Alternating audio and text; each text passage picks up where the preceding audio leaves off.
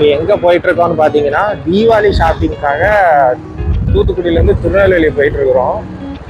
தீபாவளின்னா எல்லாருக்கும் ஒரு ஹாப்பியான மூமெண்ட் தான். ஆனால் அந்த தீபாவளிக்கு 1 வீக் முன்னாடி தான் கொஞ்சம் பெரிய தலைவலியாக இருக்கும். அதுவும் ஹஸ்பண்ட்ஸுக்குலாம் கொஞ்சம் பெரிய தலைவலியாக இருக்கும். ஏன்னா தீபாவளி ஷாப்பிங்ஸ் வந்து துணி எடுக்கணும்னு சொல்லிட்டு ஹஸ்பண்ட்ஸ் சில்ட்ரன்ஸுக்குலாம் துணி எடுத்துடலாம். ஆனால் அந்த ஒய்ஃப் துணி எடுக்கிறதுக்கு மட்டும் பார்த்தீங்கன்னா ரொம்ப டிலே ஆகும். முன்னாடிலாம் ஒரு ஸ்ட்ரீட்ல 4 கடைக்கு போய் ஏறி இறங்குவாங்க. இப்போ பார்த்தீங்கன்னா 4 டைரக்ஷன்ல இருக்கிற எல்லா கடைகளுக்கும் போகணும்னு சொல்லிட்டு ஆசைப்படுறாங்க. அப்படி ஆசைப்பட்டு தான் இன்னைக்கு வந்து பார்த்தீங்கன்னா நாங்கள் தூத்துக்குடியில இருந்து திருநெல்வேலி போகிறோம். ஏன்னா தூத்துக்குடியில் வந்து ஷாப்ஸ் வந்து கம்மியாக இருக்குது. திருநெல்வேலி 4 டைரக்ஷன்ல வந்து ஷாப்ஸ் வந்து அதிகமாக இருக்குது. ஒவ்வொரு இதுலேயும் போய் பார்க்கலாம் அப்படின்னு சொல்லிட்டு தான் கூட்டிட்டு போயிருக்கோம். கூட்டிட்டு போகலன்னு மட்டும் வச்சுக்கோங்க, அவ்வளோதான். இந்த தீபாவளி வந்து வெடி நம்மளுக்கு தான். ஸோ அப்படிதான் நாங்கள் தூத்துக்குடியிலேருந்து திருநெல்வேலி போயிட்டு இருக்கோம். வீடியோ கொஞ்சம் ஸ்கிப் பண்ணாமல் பாருங்கள், அப்படியே சேனலை கொஞ்சம் சப்ஸ்கிரைப் பண்ணிக்கோங்க.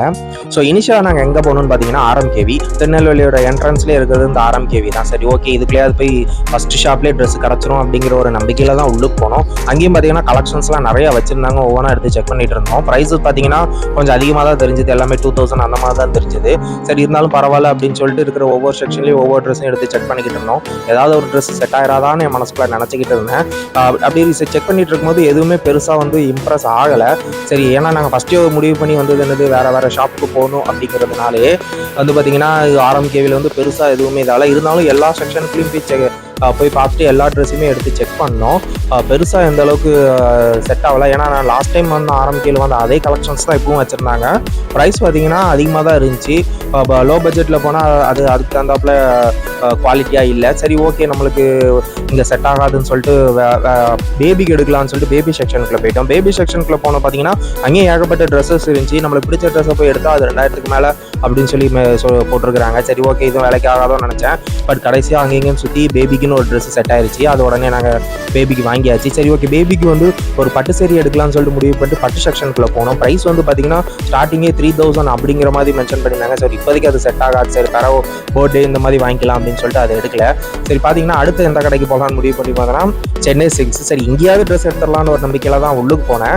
Rmkvக்கு பக்கத்துலேயே தான் சென்னை சில்க்ஸ் இருக்கும், அதனால பெருசாக பிரச்சனை இருக்காது. சரி ஓகேன்னு சொல்லிட்டு உள்ளுக்கு போயிட்டு அங்கேயும் போயிட்டு ஒய்ஃபுக்கு வந்து எல்லா ட்ரெஸ்ஸையுமே எடுத்து காமிச்சிட்டு இருக்கிற எல்லா செக்ஷன்லையும் விதவிதமான ட்ரெஸ்ஸஸ் எல்லாம் எடுத்து காமிச்சிட்டு இது எங்கேயா செட் ஆயிருமான்னு பார்த்தேன். பட் Rmkvக்கு கம்பேர் பண்ணும்போது சென்னை சில்க்ஸில் ஓரளவு ப்ரைஸ் கம்மியாக இருந்த மாதிரி ஃபீல் ஆச்சு.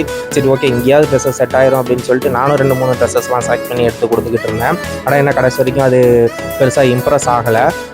சரி ஓகே, நான் எப்படியாவது ஒரு ட்ரெஸ் இதில் செட் ஆயிரும் தான் நினச்சேன். பட் இங்கேயும் வந்து பெருசாக செட் ஆகலை. சரி ஓகே பரவாயில்ல அப்படின்னு சொல்லிட்டு அடுத்து எங்கே போகலான்னு சொல்லிட்டு அப்போவே டிஸ்கஸ் பண்ண ஆரம்பிச்சிட்டோம். அடுத்தது பார்த்தீங்கன்னா Pothys தான். ஆனால் Pothys வந்து கொஞ்சம் தள்ளி இருக்குது. சென்னை சில்க்ஸில் இருந்து கொஞ்சம் தள்ளி போகணும், அதாவது நெல்லையப்பர் கோயில்கிட்ட போகணும். சரி ஓகே சொல்லிட்டு போகலாம் அப்படின்னு சொல்லிட்டு அடுத்தது அங்கே மூவ் ஆனோம். அங்கே வந்து பார்த்தீங்கன்னா Pothys அந்த போகிற இடமே கொஞ்சம் இடஞ்சலாக தான் இருக்கும், கொஞ்சம் டிராஃபிக் அதிகமாக இருக்கும்.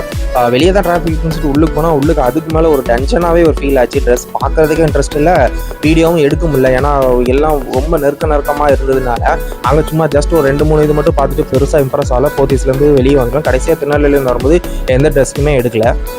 ஃபைனலாக Pothysலேயும் எதுவும் செட் ஆகலன்னு சொல்லிட்டு பேண்டலூன்ஸ் ட்ரெண்ட்ஸ் போகலான்னு பிளான் பண்ணியிருந்தோம். பட் இந்த போர்லாம் பார்த்தீங்கன்னா ஈவினிங் 6 மணிக்கு மேலே நடக்காது. அந்த மாதிரி ஈவினிங் ஆனதுனால ரிட்டன் நாங்கள் வீட்டுக்கு கிளம்பிட்டோம். உங்களுக்கு இந்த மாதிரி எக்ஸ்பீரியன்ஸ் இருந்துச்சுன்னா கமெண்ட் செக்ஷனில் கமெண்ட் பண்ணுங்கள். வீடியோ பிடிச்சிருந்தா லைக் பண்ணுங்கள். மறக்காமல் சேனலில் சப்ஸ்கிரைப் பண்ணிக்கோங்க.